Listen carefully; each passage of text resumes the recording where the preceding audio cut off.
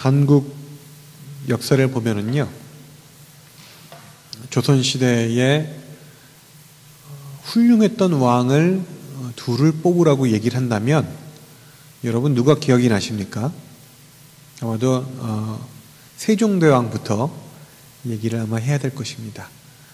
그리고 한 사람을 더 뽑으라면 여러분들은 누구를 뽑으시겠습니까? 맞습니다. 역사가들은 조선시대에 훌륭했던 두 왕을 뽑으라고 하면 세종대왕을 또 정조 이 두 사람을 뽑습니다. 그러면서 이제 뽑는 기준에 대해서 얘기를 해요. 뭐라고 얘기하냐면 첫 번째는 나라의 영토를 확장하는 데 공이 있는 왕. 두 번째는 경제적으로 부유하게 했던 왕.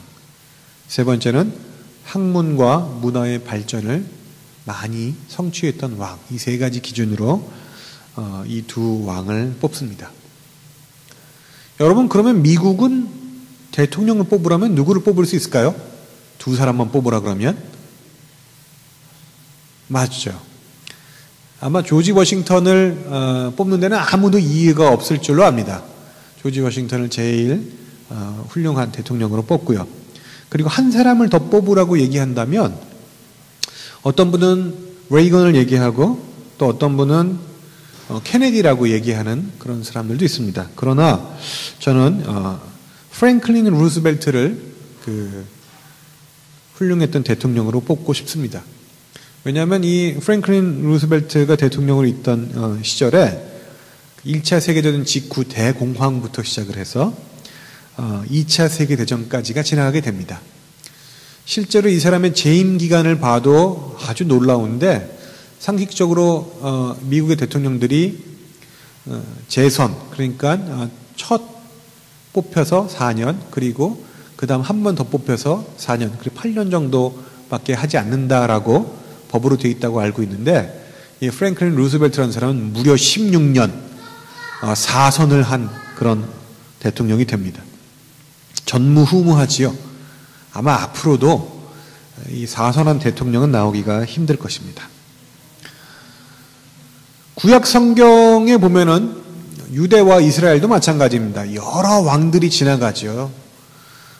이 창세기하고 이런 부분은 참 읽기가 쉽습니다. 왜냐하면 그 주인공들이 아주 간단해서, 그리고 굉장히 스토리들이 길기 때문에 재미있게 읽을 수 있는데, 사사기부터 조금 복잡해지기 시작하는가 싶더니 열왕기 들어가면은, 그 다음에 역대기를 들어가면은 도대체 왕은 왜 이렇게 많고, 또 나라가 또 두 개로 갈라지죠. 이스라엘과 유다로 갈라지면서 각각 왕들이 나오기 때문에 이건 또 왜 이렇게 복잡한지라고 생각이 됩니다.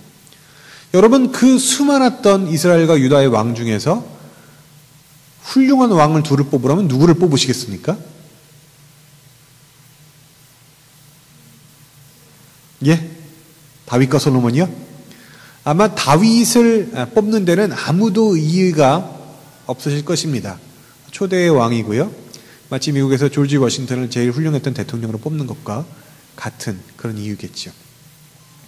그러나 둘을 뽑으라 그러면 복잡해집니다. 도대체 누가 두 번째로 훌륭한 왕인지 참 그렇습니다. 그러나 제가 오늘 처음에 얘기했던 한국 역사에서 훌륭한 왕을 뽑는 기준 세 가지, 경제적인 부분, 영토의 확장, 학문과 문화의 발전, 이 세 가지 기준으로 본다면 두 번째로 훌륭한 왕을 뽑으라고 한다면 그것은 아마도 오늘 본문에 나오는 여로보암 2세가 될 것입니다. 2세라고 얘기를 하니까 여로보암 1세의 아들인가 하고 생각하실 수 있는데 그렇지는 않습니다. 굉장히 후대의 사람이고요. 여러분, 유대와 이스라엘이 갈라서게 한 사람이 저기 오늘 본문에 나와 있죠. 그 여로보암이라는 사람인데 그 사람은 느밧의 아들이다 이렇게 써 있고요. 한참 뒤에 같은 이름을 가진 사람 여로보암이 나오는데 그 사람은 아하스의 아들이다 이렇게 오늘 성경에는 써 있습니다. 근데 그 사람이 역사가들이 헷갈리니까 두 번째 왕이니까 여로보암 2세라고 이름을 붙였고요. 아마도 그 사람이 이 세 가지 조건에 비춰볼 때 강력한 후보가 아닌가 생각이 됩니다. 우선 이 여로보암 2세에 대한 설명을 조금 드리려고 합니다. 여로보암 2세는 열왕기하 14장과 15장에 나오고 있습니다. 그 이스라엘 왕 요하스의 아들이지요. 그 이스라엘은 그 유다와 달리 수많은 왕조들이 지나갑니다. 이 나라는 뭐고 왕조는 뭐고, 이 왕조라는 것은 그 왕의 씨가 바뀐다는 얘기입니다. 왕은 원래 세습하잖아요. 근데 이게 군사혁명을 통해서든 아니면 뭐 다른 이유를 통해서건 그 라스트 네임이 다 바뀌는 거죠. 다른 사람이 들어오는 겁니다. 그래서 그 아들 이렇게 넘어갔는데 그게 또 바뀔 수가 있습니다. 그래서 그렇게 바뀌는 것을 왕조라고 얘기를 하고, 이집트 같은 경우에는 아마 수많은 왕조들이 지나가지요. 22대, 40 몇 대 이렇게 내려가는 걸 볼 수가 있습니다. 그런데 이 여로보암이라는 사람은 예후 왕조, 그러니까 예후가 세웠던 왕조의 네 번째 왕입니다. 예후의 고증손자죠. 그렇게 되는 거죠. 솔로몬이 죽은 이후에 이스라엘은 두 개의 나라로 갈라졌다고 말씀을 드렸습니다. 이스라엘은 두 개로 분열된 시기는 BC 930년입니다. 그리고 북이스라엘이 멸망한 시기는 BC 722년쯤 된다고 얘기를 합니다. 그러니까 한 209년 정도 한 나라로 진행이 된 겁니다. 그러면서 그 속에서 9개 왕조가 진행이 됩니다. 그러니까 한 왕조당 한 23년 정도 북이스라엘을 통치했다는 얘기죠. 그만큼 불안하고 정치적 변화가 많은 게 이스라엘이었습니다. 그런데요, 오늘 본문에 보면 북이스라엘의 13번째 왕이 여로보암 2세가 몇 년을 통치했다고 나와 있습니까? 몇 년이죠? 41년간. 굉장히 깁니다. 북이스라엘의 왕들 중에서 가장 오랫동안 왕좌에 있었던 그런 왕이고요. 사실은 남유다에 있는 왕들과 비교를 해도 이렇게 길게 한 사람이 드물 정도인 왕이었습니다. 그 이야기 무슨 이야기인가 하면, 여로보암 2세 때 북이스라엘이 너무나 안정적인 정치 기반 위에서 경제적으로도 부를 축적하고 또 문화 창달에도 놀라운 그런 공을 세웠다는 것을 알 수가 있습니다. 그가 한 업적이 바로 오늘 본문 바로 뒤 25절에 이렇게 나와 있습니다. 이스라엘 하나님 여호와께서 그의 종 가드 헤벨의 아미떼 선지자 요나를 통하여 하신 말씀과 같이 여로보암이 이스라엘 영토를 회복하되 하맛 어기부터 아라바 바다까지 하였다. 하맛이 어디입니까?